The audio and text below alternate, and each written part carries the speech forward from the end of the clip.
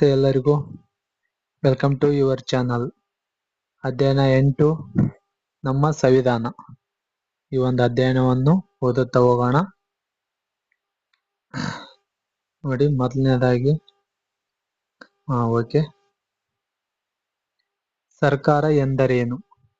ಪ್ರಜೆಗಳ ಬದುಕು ಚೆನ್ನಾಗಿರಬೇಕಾದರೆ ದೇಶದಲ್ಲಿ ಶಿಸ್ತು ಪಾಲನೆ, ಶಾಂತಿ, ವ್ಯವಸ್ಥಿತ ಆಡಳಿತ, ಭದ್ರತೆ, ಆರ್ಥಿಕ ಅಭಿವೃದ್ಧಿ, ಸಾಮಾಜಿಕ ನ್ಯಾಯ ಮುಂತಾದವುಗಳನ್ನು ಸ್ಥಾಪಿಸುವ ಹಾಗೂ ನಿರ್ವಹಿಸುವ ಸಂಘಟನೆ ಒಂದು ಬೇಕಾಗುತ್ತದೆ. ಇಂಥ ಸಂಘಟನೆಯನ್ನು ಸರ್ಕಾರ ಎನ್ನುತ್ತೇವೆ. ಓಕೆ. ಸಂವಿಧಾನದ ಅರ್ಥ ಮತ್ತು ಮಹತ್ವ. ಒಂದು ದೇಶದ ಸರ್ವಶ್ರೇಷ್ಠ ಶಾಸನವೇ ಸಂವಿಧಾನ. ಸಂವಿಧಾನ ಅಂದ್ರೆ ಏನ್ ಹೇಳ್ರಿ? ಒಂದು ದೇಶದ ಸರ್ವಶ್ರೇಷ್ಠ ಶಾಸನವೇ ಸಂವಿಧಾನ. ದೇಶದ ರಾಜ್ಯಾಡಳಿತಕ್ಕೆ ಅಗತ್ಯವಾದ ಚೌಕಟ್ಟನ್ನು ಒದಗಿಸುವ ದಾಖಲೆ ಇದಾಗಿದೆ. ಓಕೆ. ಸಂವಿಧಾನವು ಸರ್ಕಾರದ ಅಂಗಗಳು, ಅವುಗಳ ಅಧಿಕಾರ ಮತ್ತು ಕಾರ್ಯಗಳನ್ನು ನಿರೂಪಿಸುತ್ತದೆ. ಸಂವಿಧಾನದಲ್ಲಿ ಪ್ರಜೆಗಳ ಮೂಲಭೂತ ಹಕ್ಕುಗಳು ಮತ್ತು ಕರ್ತವ್ಯಗಳ ಉಲ್ಲೇಖವೂ ಇರುತ್ತದೆ. ಎಲ್ಲ ಚುನಾಯಿತ ಸರ್ಕಾರಗಳು ಸಂವಿಧಾನದ ಚೌಕಟ್ಟಿನಲ್ಲಿಯೇ ಕಾರ್ಯನಿರ್ವಹಿಸತಕ್ಕದ್ದು. ಅಂದ್ರೆ ಎಲ್ಲಾ ಚುನಾಯಿತ ಸರ್ಕಾರಗಳು ಸಂವಿಧಾನದ ಚೌಕಟ್ಟಿನಲ್ಲಿಯೇ ಕಾರ್ಯನಿರ್ವಹಿಸುತ್ತವ್ರಿ. ಓಕೆ. ಅದೇ ರೀತಿಯಾಗಿ ಈ ಸಂವಿಧಾನದ ಮಹತ್ವ ನೋಡಿ. ಸಂವಿಧಾನದ ಮಹತ್ವ. ಸಂವಿಧಾನವು ದೇಶದ ಮೂಲಭೂತ ಕಾನೂನು ಆಗಿರುವುದರಿಂದ ಅದು ಮಹತ್ವದಾಗಿದೆ. ಸಂವಿಧಾನಕ್ಕೆ ಎಲ್ಲರೂ ಬದ್ಧರಾಗಿರುತ್ತಾರೆ. ರಾಷ್ಟ್ರಪತಿ, ಪ್ರಧಾನಮಂತ್ರಿ, ಸಂಸತ್ ಸದಸ್ಯರು, ನ್ಯಾಯಾಧೀಶರು, ಅಧಿಕಾರಿ ವರ್ಗ ಎಲ್ಲರೂ ಸಂವಿಧಾನದ ಪಾಲನೆ ಮಾಡಲು ಕಟಿಬದ್ಧರು. ಸಂವಿಧಾನವು ಜನತೆಯ ಆದರ್ಶಗಳು ಮತ್ತು ಆಕಾಂಕ್ಷೆಗಳನ್ನು ಪ್ರತಿಬಿಂಬಿಸುತ್ತದೆ. ಸಂವಿಧಾನವು ಸುಖಿ ರಾಜ್ಯ ಸ್ಥಾಪನೆಗೆ ನಿರ್ದೇಶನ ನೀಡುತ್ತದೆ. ಅದು ಸರ್ಕಾರದ ನೀತಿ ಮತ್ತು ಕಾರ್ಯಗಳನ್ನು ನಿಯಂತ್ರಿಸುತ್ತದೆ. ಕಾನೂನಿನ ಎದುರು ಎಲ್ಲರೂ ಸಮಾನರು ಎಂಬ ಸೂತ್ರವನ್ನು ಎತ್ತಿಡಿದು ಪ್ರಜೆಗಳ ಹಕ್ಕುಗಳನ್ನು ರಕ್ಷಿಸುತ್ತದೆ. ಓಕೆ. ಅದೇ ರೀತಿಯಾಗಿ ಭಾರತ ಸಂವಿಧಾನದ ರಚನೆ. ಭಾರತದ ಸಂವಿಧಾನವನ್ನು ಸಂವಿಧಾನ ರಚನೆ ಸಭೆ ಎಂಬ ವಿಶೇಷ ಸಭೆಯು ಸಿದ್ಧಪಡಿಸಿತ್ತು.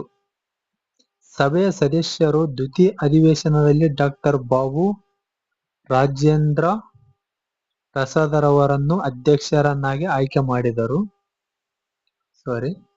ಓಕೆ. ಸಂವಿಧಾನ ಸಭೆಯಲ್ಲಿ 299 ಮಂದಿ ಸದಸ್ಯರಿದ್ದರು. ಸಂವಿಧಾನ ಸಭೆಯಲ್ಲಿ ಎಷ್ಟು ಮಂದಿ ಸದಸ್ಯರಿದ್ರು ಅಂದ್ರೆ 299 ಮಂದಿ. 1946ರಲ್ಲಿ ಅದರ ಪ್ರಥಮ ಅಧಿವೇಶನ ನಡೆಯಿತು. ಎಷ್ಟರಲ್ಲಿ? 1946ರಲ್ಲಿ ಪ್ರಥಮ ಅಧಿವೇಶನ ನಡೆಯಿತು. ಸಂವಿಧಾನದ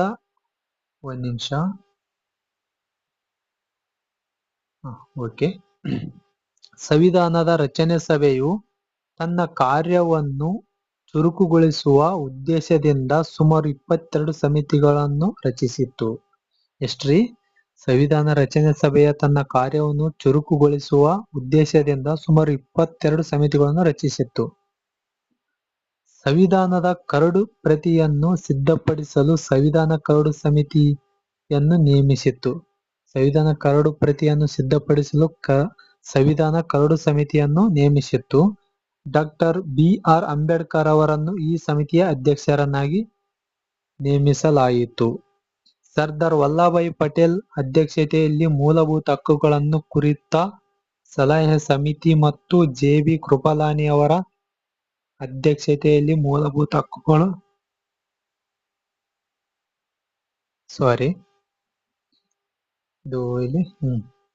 ಸರ್ದಾರ್ ವಲ್ಲಭಾಯಿ ಪಟೇಲ್ ಅಧ್ಯಕ್ಷತೆಯಲ್ಲಿ ಮೂಲಭೂತ ಹಕ್ಕುಗಳನ್ನು ಕುರಿತು ಸಲಹಾ ಸಮಿತಿ ಮತ್ತು ಜೆ.ಬಿ.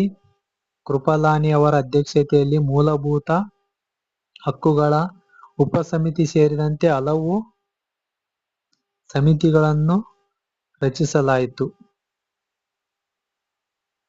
ರಾಜಕುಮಾರಿ ಅಮೃತ್ ಕೌರ್, ಲೀಲಾ ರಾಯ್, ಮಾಲತಿ ಚೌಧರಿ, ಸರೋಜಿನಿ ನಾಯ್ಡು, ಬೇಗಂ ಆಜಾದ್ ರಸೂಲ್, ವಿಜಯಲಕ್ಷ್ಮಿ ಪಂಡಿತ್, ದಾಕ್ಷಿಣಿ ಮೇಲಾಯುಧನ್ ಸೇರಿದಂತೆ 15 ಮಹಿಳೆಯ ಸದಸ್ಯರು, ಕರ್ನಾಟಕದವರಾದ ಕೆಂಗಲ್ ಹನುಮಂತಯ್ಯರವರು, ಎಸ್. ನಿಜಲಿಂಗಪ್ಪ ಸೇರಿದಂತೆ ಹಲವರು ಸಂವಿಧಾನ ರಚನೆಯಲ್ಲಿ ಗಣನೀಯ ಪಾತ್ರ ವಹಿಸಿದ್ದರು.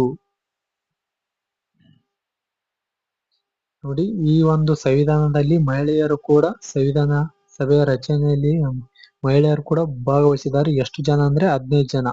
ಓಕೆನಾ. ಭಾರತ ಸಂವಿಧಾನ ರಚನಾ ಸಭೆಯಲ್ಲಿ ಭಾಗವಹಿಸಿದ ಮಹಿಳೆಯರ ಸದಸ್ಯರು ಇಲ್ಲಿದ್ದಾರೆ ನೋಡಿ, ಫೋಟೋದಲ್ಲಿ ನೋಡಿ. ಓಕೆ.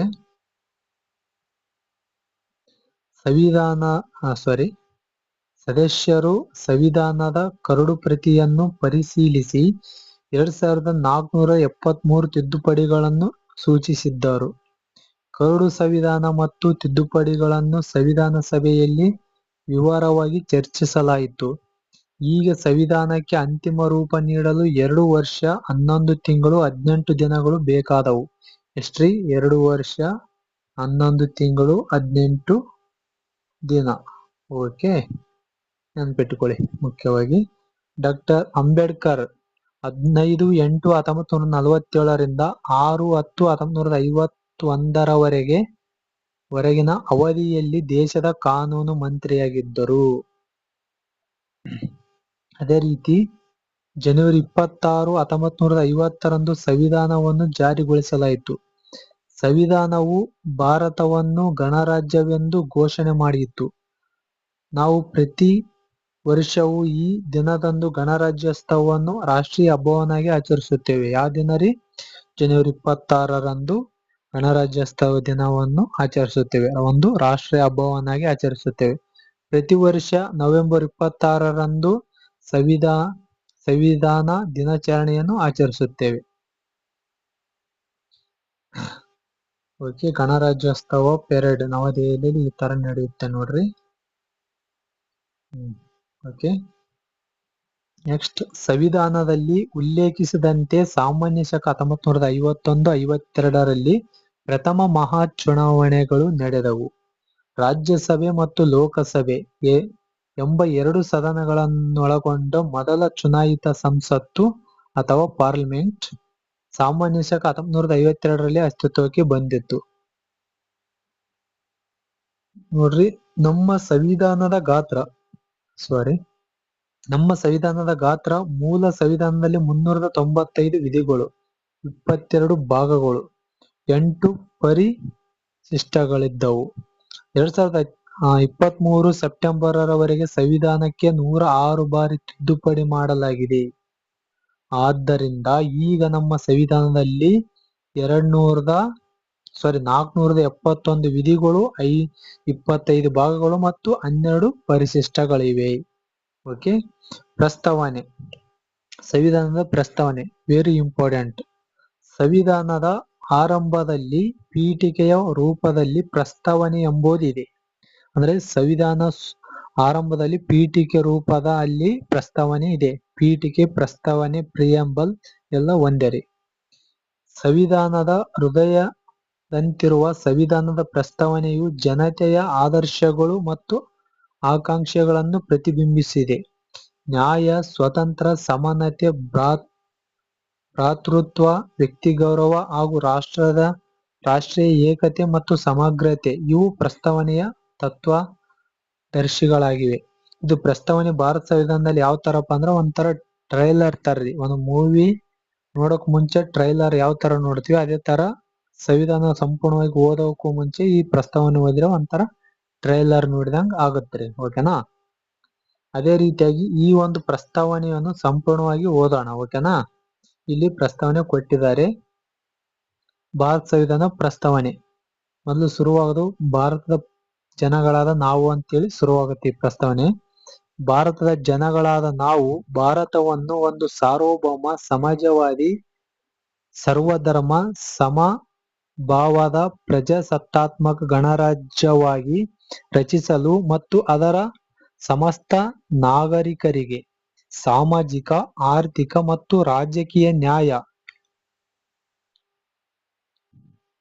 ವಿಚಾರ, ಅಭಿವ್ಯಕ್ತಿ, ವಿಶ್ವಾಸ, ಧರ್ಮಶ್ರದ್ಧೆ ಮತ್ತು ಉಪಾಸನಾ ಸ್ವತಂತ್ರ, ಸ್ಥಾನಮಾನ ಹಾಗೂ ಅವಕಾಶ ಸಮಾನತೆ ದೊರೆಯುವಂತೆ ಮಾಡಲು ಮತ್ತು ವ್ಯಕ್ತಿ ಗೌರವವನ್ನು, ರಾಷ್ಟ್ರದ ಏಕತೆಯನ್ನು ಹಾಗೂ ಅಖಂಡತೆಯನ್ನು ಸುನಿಶ್ಚಿತಗೊಳಿಸಿ ಅವರಲ್ಲಿ ಭ್ರಾತೃಭಾವನೆಯನ್ನು ವೃದ್ಧಿಗೊಳಿಸಲು ಶ್ರದ್ಧಾಪೂರ್ವಕ ಸಂಕಲ್ಪ ಮಾಡಿದವರಾಗಿ ನಮ್ಮ ಸಂವಿಧಾನ ಸಭೆಯಲ್ಲಿ 1949ನೇ ಇಸವಿ ನವೆಂಬರ್ ತಿಂಗಳ 26ನೇ ತಾರೀಖಾದ ಈ ದಿವಸ ಈ ಮೂಲಕ ಈ ಸಂವಿಧಾನವನ್ನು ಅಂಗೀಕರಿಸಿ ಅಧಿನಿಯಮಿಸಿ ಅರ್ಪಿಸಿಕೊಂಡಿದ್ದೇವೆ. ಓಕೆ, ಇದು ನಮ್ಮ ಭಾರತ ಸಂವಿಧಾನದ ಪ್ರಸ್ತಾವನೆ ಆಗಿರುತ್ತದೆ. ಓಕೆನಾ?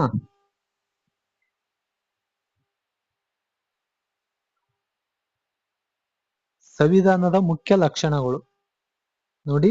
ಒಂದನೇದ್ದು ಲಿಖಿತ ಸಂವಿಧಾನ. ಭಾರತ ಸಂವಿಧಾನವು ಲಿಖಿತ ರೂಪದಲ್ಲಿದೆ, ಅಂದ್ರೆ ಬರಹ ರೂಪದಲ್ಲಿದೆ. ಇದು ಪ್ರಪಂಚದಲ್ಲಿಯೇ ಅತಿ ಸುದೀರ್ಘ ಸಂವಿಧಾನವಾಗಿದೆ. ಸರ್ಕಾರದ ಅಂಗಗಳಾದ ಶಾಸಕಾಂಗ, ಕಾರ್ಯಾಂಗ ಮತ್ತು ನ್ಯಾಯಾಂಗಗಳ ರಚನೆ, ಅಧಿಕಾರ ಮತ್ತು ಕಾರ್ಯವ್ಯಾಪ್ತಿಯನ್ನು ಸಂವಿಧಾನದಲ್ಲಿ ಹೇಳಲಾಗಿದೆ.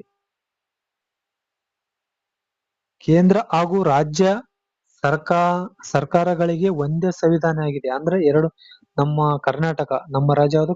ಕರ್ನಾಟಕ ಒಂದು ಸಂವಿಧಾನ, ನಮ್ಮ ದೇಶ ಭಾರತಕ್ಕೆ ಒಂದು ಸಂವಿಧಾನ. ಈ ತರ ಇಲ್ರಿ. ಕೇಂದ್ರ ಹಾಗೂ ರಾಜ್ಯ ಸರ್ಕಾರಗಳಿಗೆ ಒಂದೇ ಸಂವಿಧಾನ ಆಗಿರುತ್ತದೆ. ಗಣರಾಜ್ಯ, ಎರಡನೇದು ಗಣರಾಜ್ಯ. ಭಾರತವು ಒಂದು ಗಣರಾಜ್ಯವೆಂದು ಸಂವಿಧಾನವು ಸಾರಿದೆ. ರಾಜ್ಯದ ಚುನಾಯಿತ ಮುಖ್ಯಸ್ಥರಿರುವ ವ್ಯವಸ್ಥೆಯೇ ಗಣರಾಜ್ಯ.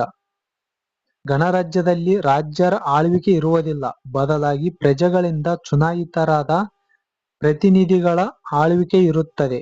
ಇಂಥ ರಾಜಕೀಯ ವ್ಯವಸ್ಥೆಯನ್ನು ಹೊಂದಿರುವ ಭಾರತವು ಒಂದು ಪ್ರಜಾಸತ್ತಾತ್ಮಕ ಗಣರಾಜ್ಯವಾಗಿದೆ. ರೈಟ್? ನೋಡಿ, ಇಲ್ಲಿ ಏನಪ್ಪಾ ಅಂದ್ರ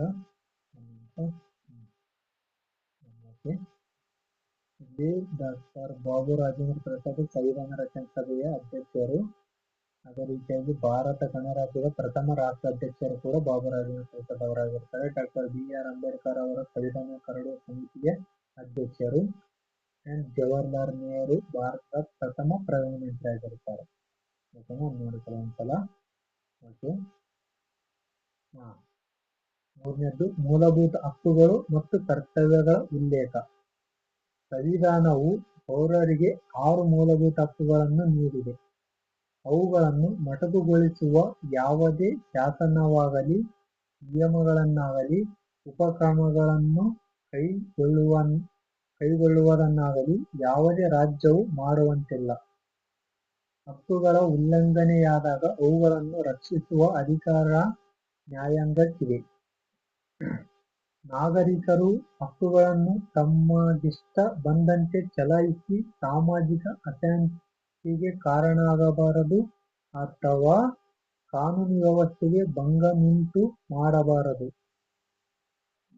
ಸಂವಿಧಾನದಲ್ಲಿ ನಾಗರಿಕರು ಪಾಲಿಸಬೇಕಾದ ಮೂಲಭೂತ 11 ಕರ್ತವ್ಯಗಳನ್ನು ಉಲ್ಲೇಖಿಸಲಾಗಿದೆ. ಮೂಲಭೂತ ಹಕ್ಕುಗಳು ಎಷ್ಟಿದಾವೆಪ್ಪ ಅಂದ್ರೆ 6. ಓಕೆನಾ? ಮೂಲಭೂತ ಹಕ್ಕುಗಳು 6 ಇದಾವೆ. ಅದೇ ಮೂಲಭೂತ ಕರ್ತವ್ಯಗಳು 11 ಇದಾವೆ. ಓಕೆನಾ? ನೆನಪಲ್ಲಿ ಇಟ್ಟುಕೊಳ್ಳಿ. ಅದೇ ರೀತಿಯಾಗಿ 4ನೇದ್ದು ಜಾತ್ಯತೀತ ತತ್ವದ ಮಾನ್ಯತೆ. ಸಂವಿಧಾನವು ಜಾತ್ಯತೀತ ತತ್ವವನ್ನು ಅಂದ್ರೆ ಸೆಕ್ಯುಲರಿಸಂ ಎತ್ತಿ ಹಿಡಿದಿದೆ. ರಾಜ್ಯವು ಧರ್ಮದ ಹೆಸರಿನಲ್ಲಿ ಪಕ್ಷಪಾತ ಮಾಡದೆ ಎಲ್ಲಾ ಮತಧರ್ಮಗಳನ್ನು ಸಮಾನ ದೃಷ್ಟಿಯಿಂದ ನೋಡುವುದೇ ಜಾತ್ಯತೀತ ತತ್ವವಾಗಿದೆ. ಸರ್ವಧರ್ಮಗಳ ನಡುವೆ ಸಮಭಾವ ಮತ್ತು ಸಾಮರಸ್ಯವನ್ನು ಬೆಳೆಸುವುದೇ ಇದರ ಆಶಯವಾಗಿದೆ. ರಾಜ್ಯವು ಯಾವುದೇ ಧರ್ಮವನ್ನು ರಾಷ್ಟ್ರದ ಧರ್ಮವೆಂದು ಪರಿಗಣಿಸುವುದಿಲ್ಲ. ಜಾತ್ಯತೀತ ತತ್ವವು ಪ್ರತಿಯೊಬ್ಬರಿಗೂ ಅವರವರ ಧರ್ಮಾಚರಣೆ ಮತ್ತು ನಂಬಿಕೆಯ ಸ್ವಾತಂತ್ರ್ಯವನ್ನು ನೀಡಿದೆ. ಸಮಾಜದಲ್ಲಿ ಸಮ ಸಮಾಜದ ಹಿತದೃಷ್ಟಿಯಿಂದ ಧಾರ್ಮಿಕ ಸ್ವಾತಂತ್ರ್ಯವನ್ನು ನಿಯಂತ್ರಿಸಿ ಜಾತ್ಯತೀತ ಮೌಲ್ಯಗಳನ್ನು ಪೋಷಿಸುವ ಅಧಿಕಾರ ರಾಜ್ಯಕ್ಕಿದೆ. ಓಕೆ, ನೆಕ್ಸ್ಟ್ ಐದನೇದು ಸ್ವತಂತ್ರ ನ್ಯಾಯಾಂಗ ವ್ಯವಸ್ಥೆ. ನಮ್ಮ ನ್ಯಾಯಾಂಗವು ಸ್ವತಂತ್ರವಾಗಿದ್ದು ಸಾಕಷ್ಟು ಅಧಿಕಾರವನ್ನು ಹೊಂದಿದೆ. ಶಾಸಕಾಂಗವಾಗಲಿ ಕಾರ್ಯಾಂಗವಾಗಲಿ ನ್ಯಾಯಾಂಗದಲ್ಲಿ ಹಸ್ತಕ್ಷೇಪ ಮಾಡುವಂತಿಲ್ಲ. ಕಾನೂನಿನ ಎದುರು ಎಲ್ಲರೂ ಸಮಾನರು, ನ್ಯಾಯ ಪಡೆಯುವ ಅವಕಾಶ ಎಲ್ಲರಿಗೂ ಇದೆ ಎಂಬ ತತ್ವವನ್ನು ನ್ಯಾಯಾಂಗ ಎತ್ತಿ ಹಿಡಿದಿದೆ. ಸರ್ವೋಚ್ಚ ನ್ಯಾಯಾಲಯದ ತೀರ್ಪನ್ನು ಎಲ್ಲರೂ ಪಾಲಿಸಲೇಬೇಕು ಮತ್ತು ಅದು ಅಂತಿಮ ನಿರ್ಣಯ. ಆರನೇದು ಸಾರ್ವತ್ರಿಕ ವಯಸ್ಕ ಮತದಾನ ಪದ್ಧತಿ. ಸಾರ್ವತ್ರಿಕ ವಯಸ್ಕ ಮತದಾನ ಪದ್ಧತಿಯು ಪ್ರಜಾಪ್ರಭುತ್ವದ ಮೂಲ ತತ್ವವಾಗಿದೆ. 18 ವರ್ಷಕ್ಕೆ ಮೇಲ್ಪಟ್ಟ ನಾಗರಿಕರೆಲ್ಲರೂ ಚುನಾವಣೆಗಳಲ್ಲಿ ತಮ್ಮ ಪ್ರತಿನಿಧಿಗಳನ್ನು ಆಯ್ಕೆ ಮಾಡಲು ಹೊಂದಿರುವ ಮತಾಧಿಕಾರವನ್ನು ಸಾರ್ವತ್ರಿಕ ವಯಸ್ಕ ಮತದಾನ ಪದ್ಧತಿ ಎನ್ನುತ್ತೇವೆ. ಎಲ್ಲ ನಾಯಕರು ತಮ್ಮ ಅಂತಾಕ್ಷಿಗೆ ಅನುಗುಣವಾಗಿ ಮತ ಚಲಾಯಿಸಿದರೆ ಸದೃಢ ಸರ್ಕಾರ ಆಯ್ಕೆಯಾಗುತ್ತದೆ. ಆ ಕಾರಣಕ್ಕೆ ನಮ್ಮ ಸಂವಿಧಾನ ಸಾರ್ವತ್ರಿಕ ವಯಸ್ಕ ಮತದಾನ ಪದ್ಧತಿಯನ್ನು ಮಾನ್ಯ ಮಾಡಿದೆ. ಓಕೆ, ನೆಕ್ಸ್ಟ್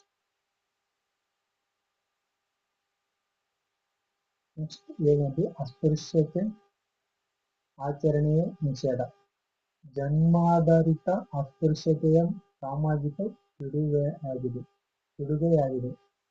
ಆದ್ದರಿಂದಲೇ ಅಸ್ಪೃಶ್ಯತೆಯಿಂದಾಗಿ ಬೆಳೆದು ಬಂದ ಜಾತಿ ತಾರತಮ್ಯಗಳನ್ನು ತೊಡೆದುಹಾಕಿ ಸಾಮಾಜಿಕ ನ್ಯಾಯ ಸ್ಥಾಪನೆ ಮಾಡುವುದು ನಮ್ಮ ಸಂವಿಧಾನದ ಪರಮ ಧ್ಯೇಯವಾಗಿದೆ. ಸುಖಿರಾಜ್ಯ ಸ್ಥಾಪನೆ. ಭಾರತದ ಸಂವಿಧಾನದ ಆದರ್ಶವು ಸುಖಿರಾಜ್ಯ ಅಥವಾ ವೆಲ್ಫೇರ್ ಸ್ಟೇಟ್ ಸ್ಥಾಪಿಸುವುದಾಗಿದೆ.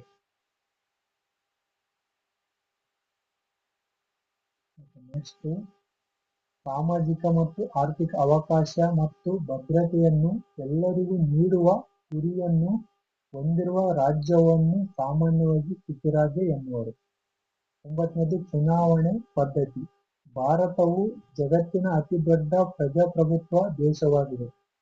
ಕಳೆದ 7 ದಶಕಗಳಿಂದ ಚುನಾವಣೆಗಳು ಸಾಮಾನ್ಯವಾಗಿ ಕಾಲಕಾಲಕ್ಕೆ ನಡೆದಿವೆ. ಈ ಅವಧಿಯಲ್ಲಿ ಪ್ರಜಾಪ್ರಭುತ್ವ ಪದ್ಧತಿಯು ದೇಶದಲ್ಲಿ ಆಳವಾಗಿ ಬೇರೂರಿದೆ.